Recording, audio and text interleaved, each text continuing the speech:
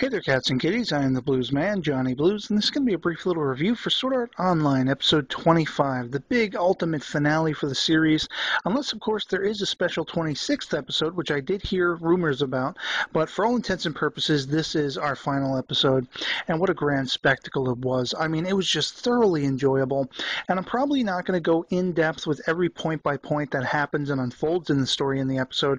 I will just kind of hit the highlights because really it needs to be something you experience for yourself. You really need to watch it and just be satisfied with what you see, because for me at least, this wrapped up every loose end. It brought everybody back together in a way, and it really brought the whole series full circle. I mean, I know there has been some argument and speculation as to whether the SAO and ALO arcs respectively were 1 or 2 seasons, and for me the last 2 episodes has solidified in my mind that this was one long season.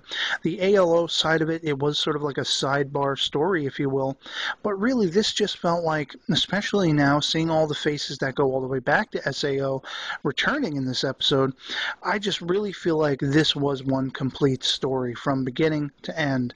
And what a satisfying one that it was, because after you have this sort of penultimate beginning where Kirito is rushing to the hospital, and of course you have a blade slice out of nowhere. Well, who is it? It's Sugo.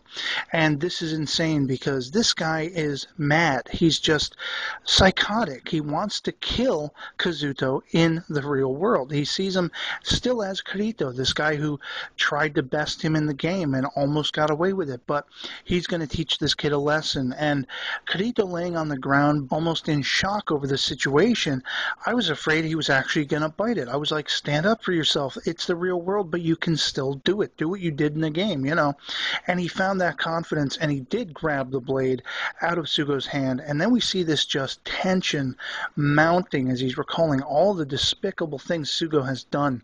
And little did I think he could actually outdo himself, even in this final episode, with everything he's done, from the brain manipulation to trying to rape Asuna and trying to take advantage of her family as well as herself while she's like basically comatose in the hospital. All of that stuff was despicable enough, but then you have him willing to commit murder. He's driven so mad and disfigured by what Kirito did to him in that last sort of leg of ALO. It just astounded me. And of course you have Kazuto standing there with the knife pressed against Sugo's neck, and I'm just wondering, are you really going to become a murderer now? It almost seemed like it could happen, but it didn't. He let that blade drop, and that was that. And of course, on the coattails of that, we have just this great finale begin to unfold, starting with that reintroduction, if you will, of Asuna and Kazuto, which I just thought was beautiful. I absolutely loved it.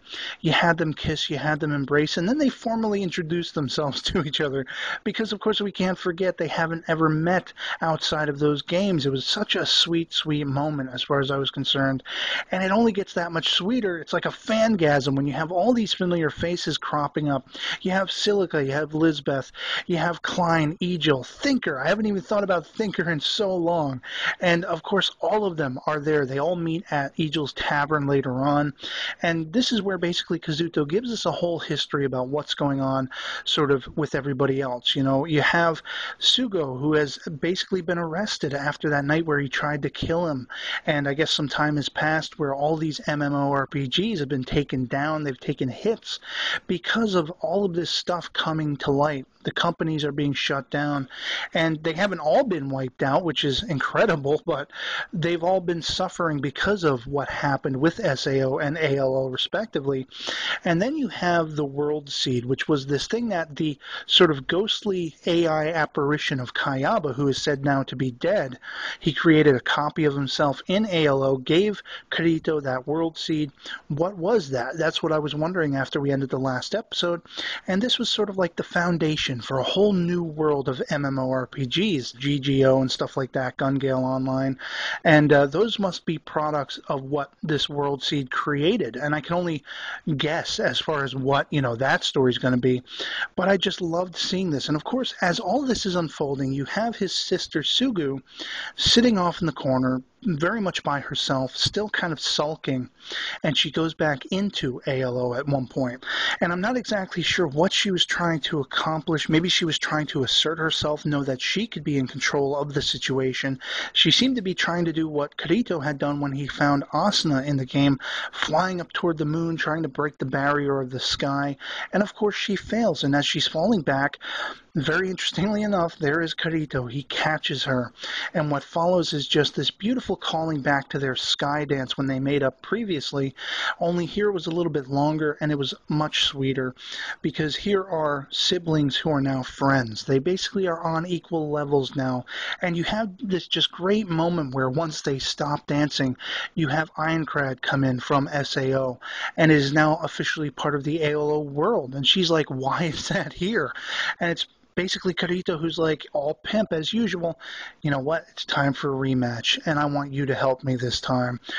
Basically calling her over to his world that she has felt so alienated from. It was just so fantastic. And then, of course, once again, you see everyone else showing up again.